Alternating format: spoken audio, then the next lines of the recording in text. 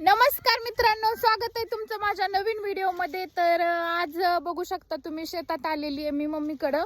तर इथं जवळच राहते त्याच्यामुळे माझं कधी पण येणं जाणं असतं। तर इथं पण मी राहत होते, पण काही जणांच्या खूपच पोटात दुखायलं म्हणून मी इथं राहत नाही। आता त्यांच्या पोटातलं राहिलंय, त्यांना बरं वाटायला लागले। म्हणलं पोटात दुखून मेलं भिलं कुणी तर म्हणून सोडावं त्याच्या अगोदर, नाही का, म्हणून सोडलं होतं मी। तर आता डबल म्हणजे इथं राहत नाही मी, जस्ट येते आणि जाते, कारण उगाच आमच्यामुळे कोणाला कशाला त्रास ना। खूप लोकांच्या पोटात दुखत होतं, तर आता त्यांना बरं वाटत असेल। तर बघू शकता मी मेन मुद्द्याचं बोलते।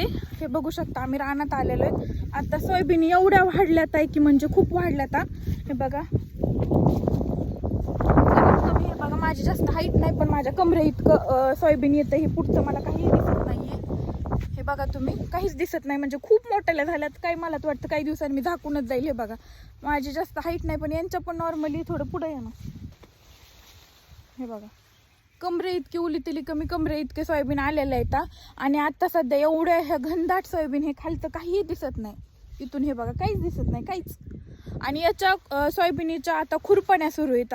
तर प्रत्येक जागेवर सगळीकडे खुरपायला सुरू आहेत सोयाबीनी, पण प्लीज जपून सोयाबीनी खुरपा। कारण विषय असा होतोय की खूप जास्त आता केसेस आढळून येत आहेत की सोयाबीन खुरपताना कुणाचा पाय पडला किंवा कुणाच्या हातात साप आला आणि साप चावून म्हणजे हे झालं। तर जरी साप म्हणजे चावला तरी जास्त भ्यायचं नाही, कारण भिल्याने आपलं ब्लड जास्त फ्लो होतो शरीरामध्ये।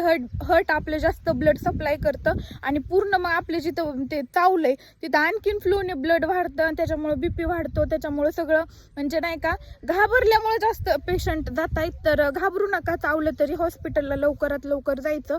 आणि मेन म्हणजे जरा जपून काम करा शेतामध्ये काम करताना।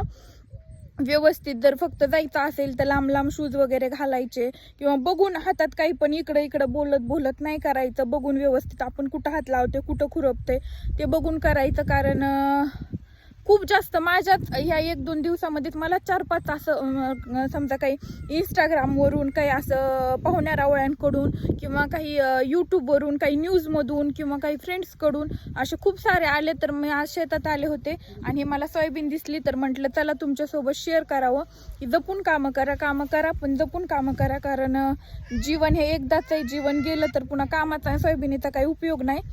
त्याच्यामुळं सगळ्या गोष्टी करा पण जपून करा, नाही का।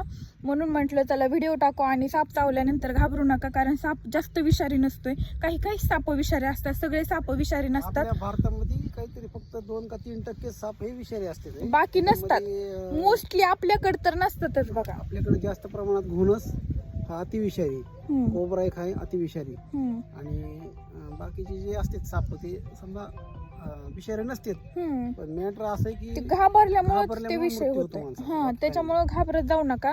चावला तरी नॉर्मली हॉस्पिटलला जायचं, त्याच्यानंतर ते साप वगैरे गाठला तर समजा त्याला बी घेऊन जा, म्हणजे ते कळतंय कोणतं पॉइझन ते कोणतं द्यायचं। सापडायला त्याला आणखीन वेळ नाही जावा, त्याच्यासाठी घाबरू नका आणि जपून कामे करा। शेतकऱ्यांना सगळ्यांना रिक्वेस्ट, विनंती आहे, आपला शेतकरी वर्ग जर जगला नाही तर म्हणजे कोण शेतकरी हा म्हणजे राजा आहे, जगाचा पोशिंदा आहे। म्हणून म्हटलं, मला असंच वाटलं की सांगावं म्हणून। बरेच शेतकरी म्हणजे आमचे व्हिडिओ जास्त करून शेतकरी बघतात, किंवा सिटीतले पण बघतात, पण स्पेशली शेतकऱ्यांसाठी मेसेज आहे। कारण माझे आई वडील पण शेतकरी आहेत, मी पण शेतकरी आहे। सो चला, टाटा बाय, भेटू नेक्स्ट व्हिडिओमध्ये।